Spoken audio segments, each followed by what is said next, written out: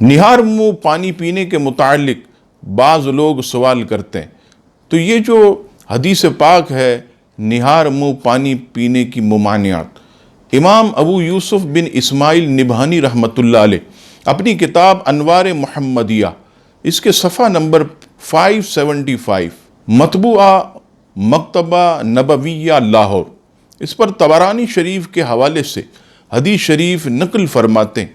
حضرت ابو سعید رضی اللہ تعالیٰ عنہ سے روایت، نبی پاک صلی اللہ تعالیٰ علیہ وسلم نے ارشاد فرمایا کہ جو شخص نہار منہ پانی پیتا ہے اس کی طاقت کم ہو جاتی ہے، تو کوشش کریں کہ نہار منہ صبح پانی نہ پئیں۔